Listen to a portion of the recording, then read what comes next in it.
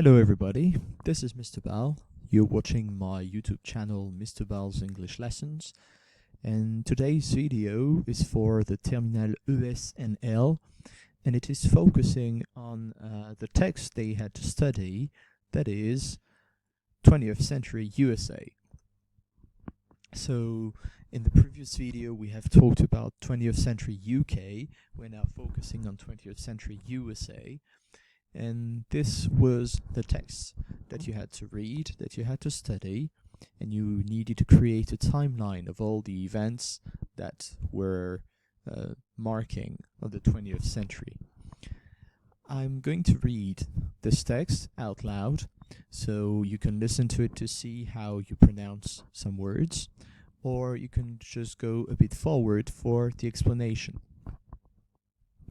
So 20th century USA. Woodrow Wilson and the First World War. A Democrat candidate, Thomas Woodrow Wilson, was the first American president whose decisions affected the rest of the world. His mandate coincides with the economic, military, and political expansion of the USA. Now, in 1913, the territory of the country stretches from the Atlantic to the Pacific. The internal conflict between the North and the South states is over. The immigrants are truly American citizens. Industries and resources are developing. Everybody can pursue the American dream of happiness, first by making money. Europe bloody conflict, World War I, started in 1914. American public opinion is still mainly against American intervention overseas. However, in 1917, after several attacks on US ships by German submarines, President Wilson declares war on Germany, thus ending the American politics of isolationism, the Cold War era, and the Vietnam War. After 1945, the Americans waged a campaign against communism, which they considered to be the major threat to the world. Economically, they tried to include as many countries as possible in the sphere of the free market. Politically, they promoted democracy. Militarily, they promised security to countries with their sphere of influence. During this era, called the Cold War, the threat of nuclear war became very real. In 1962, when American spy planes detected Soviet missiles in Cuba, the US thought it was a real threat to their security. A miracle of diplomacy prevented a nuclear war between the two superpowers, the Soviet Union and the US. That war might have meant world destruction. The USA became involved in many campaigns to defend the free world against communism. For example, in 1954, Vietnam, the ex-French colony of Indochina, was divided into two parts. North Vietnam was under a communist regime, while the Americans supported South Vietnam. American troops became more and more involved to help South Vietnam. By 1968, there were 500,000 American soldiers in Vietnam. Protests against the war were strong, as news of atrocities started to come, as well as the number of dead rising. The Americans lost the Vietnam War in 1973. 2 million Vietnamese had died, and 60,000 American soldiers had been killed, while some would bear wounds and trauma for the rest of their lives. With the fall of the Berlin Wall in 1989 and the breakup of the Soviet Union, the US became the sole remaining global power, and the Cold War was over.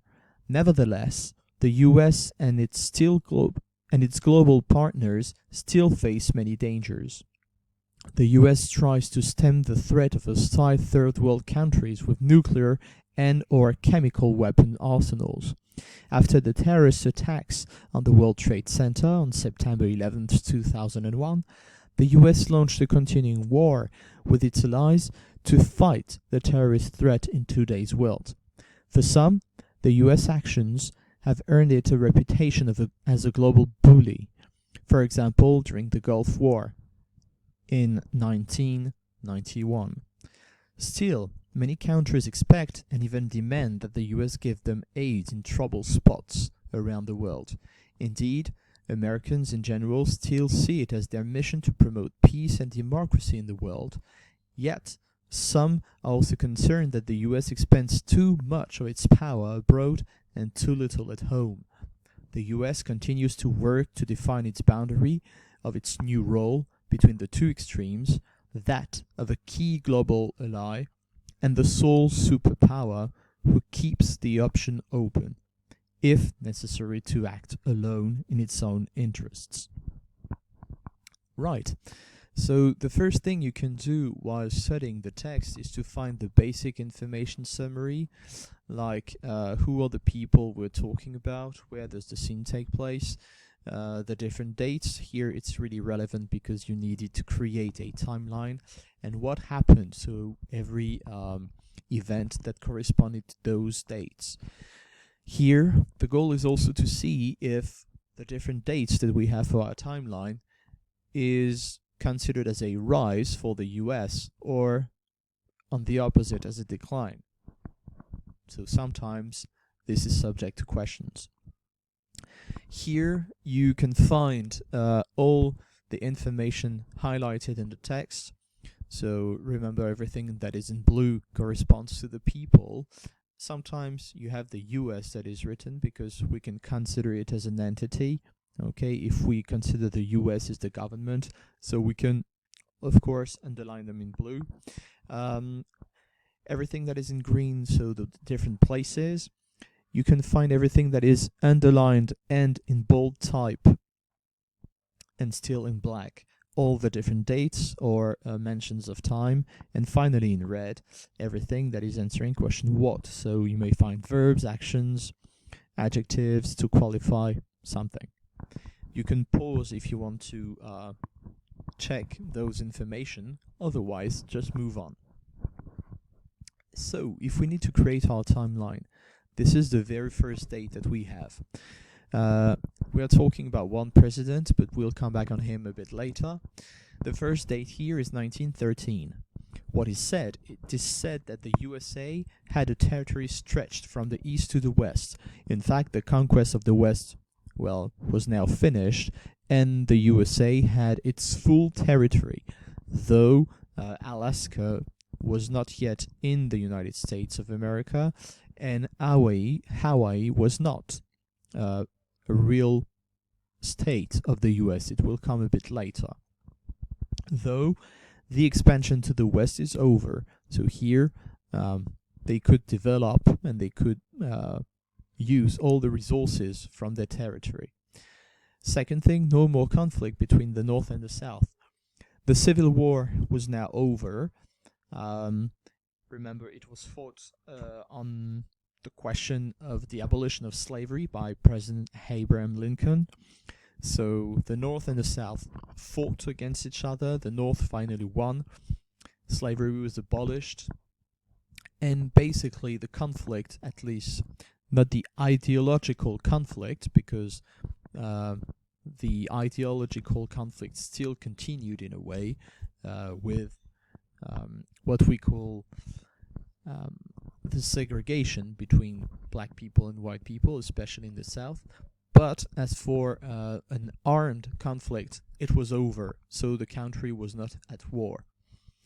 The immigrants were now truly integrated, so it meant that they were not just being rejected, even if this case also happened at that time, but some immigrants were truly integrated and they had some success.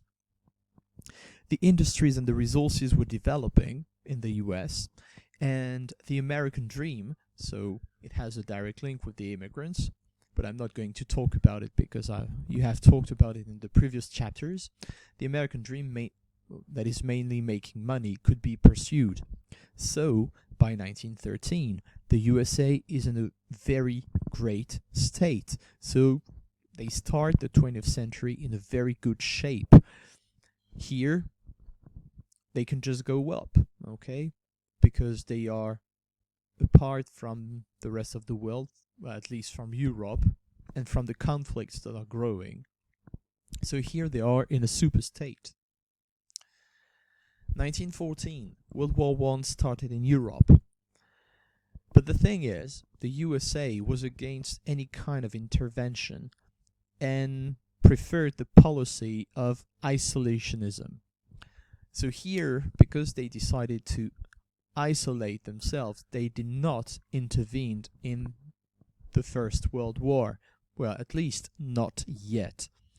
But it is rather positive for the US because they are away from all kind of problems and they just continue of developing themselves, okay, at home. But things are going to change. In 1917, after several attacks of German submarines on US ships, that is rather negative for the US because they are being attacked, President Woodrow Wilson declared war on Germany. So the USA had only entered the war by 1917. I'm coming back on President Woodrow Wilson. That is going to be important. It is said before in the text that he is the first American president to have whose decisions have affected, well, the world, the whole world. And here is one of the decisions that affected the world, the fact that the US entered the war and decided to declare war on Germany. Thus, what does it mean? It means that the US had decided to come from a policy of isolationism to the policy of interventionism, and they are going to stick to that interventionism policy, well, through the whole century, though we will see that it was a bit different in the Second World War. It is rather negative because they were attacked, and so they had to go out from that policy of isolationism. But on the other hand, it was showing that they had the power, that they could respond, and so that was rather positive for the image. After 1945, which means by the end of the Second World War, remember that the USA had declared war on Japan and Germany after the attacks on Pearl Harbor in December 1941. So again, they decided to adopt the strategy, the policy of isolationism. They didn't want to take part in the war because they had seen what happened during the first one. And so they just wanted to concentrate on themselves at home, developing, and they didn't want to intervene. The thing is, because of the attacks by the Japanese on Pearl Harbor in Hawaii, the US had to react. And so they intervened in the war, and finally they won it, okay, as the war was won by the Allies. And now the USA waged a campaign against communism. Because what is going to happen?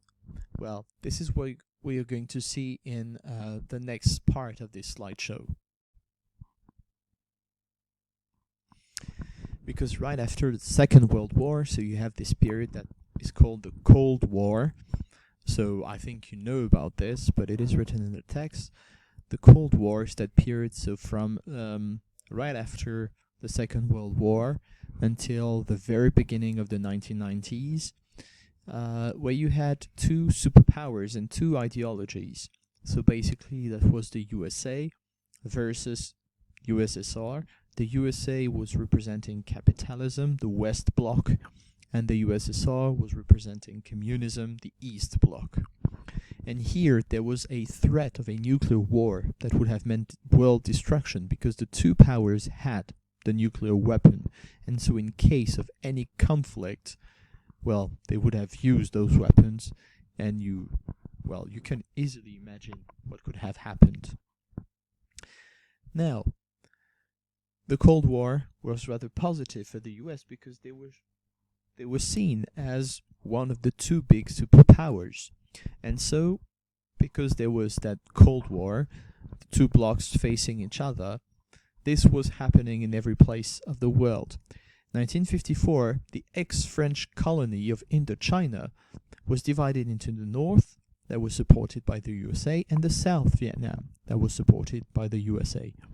So here, USSR and the USA are facing each other again, North versus the South, and everything here was due to the fact that the French could not stay in Indochina anymore after the war.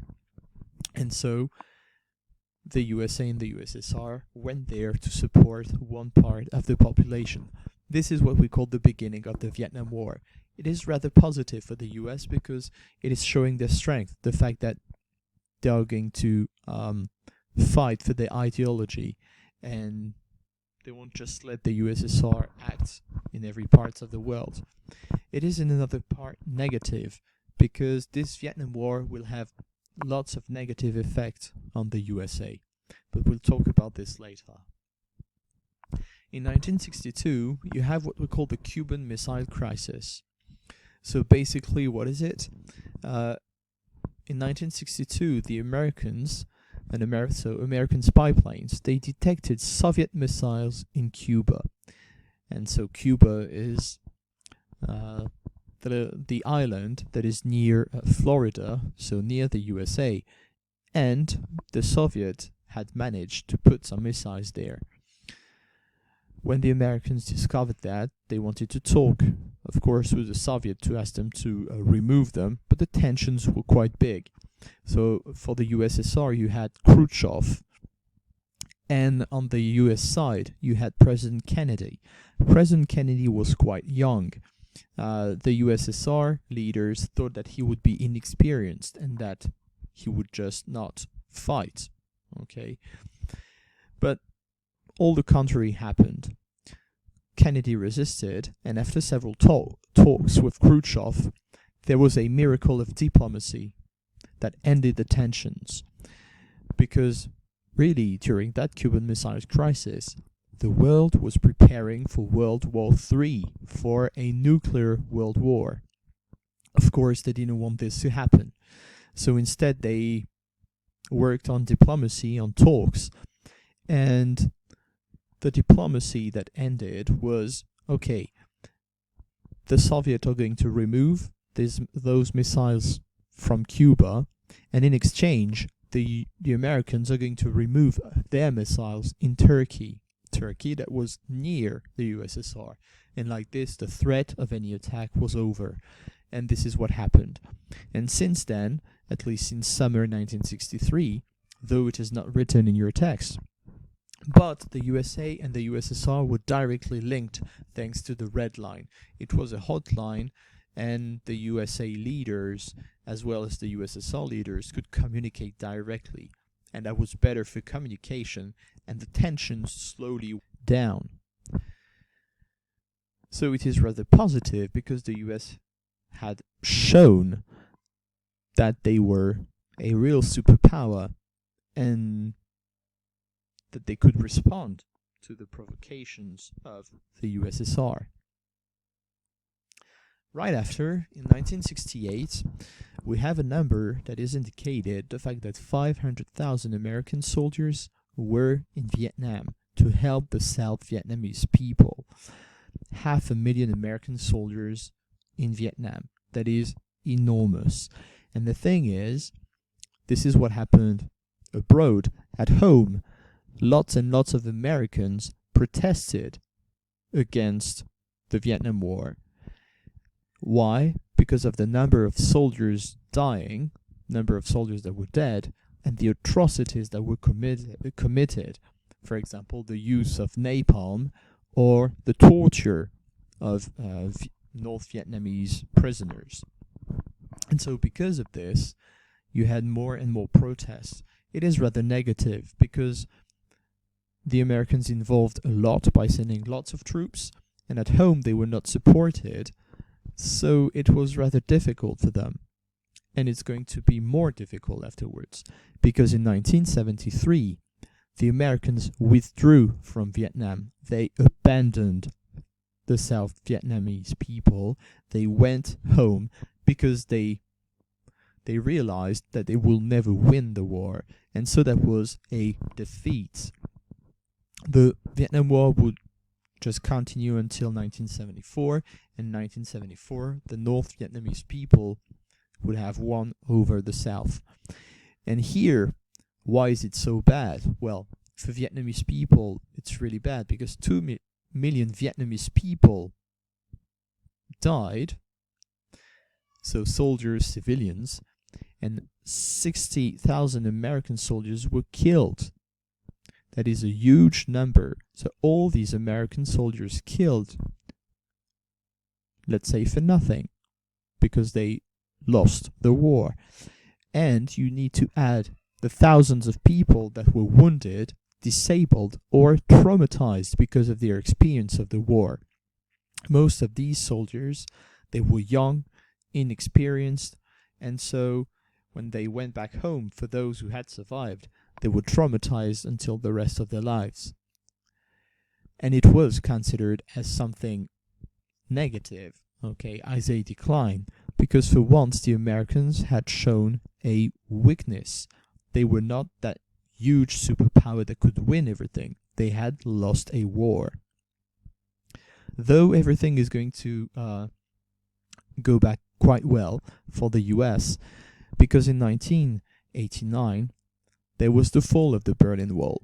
So the fall of the Berlin Wall meant the breakup of the Soviet Union, and so the end of the Cold War. And so what does that mean? It means that the Eastern Bloc that was facing the Western Bloc of the United States of America is now over.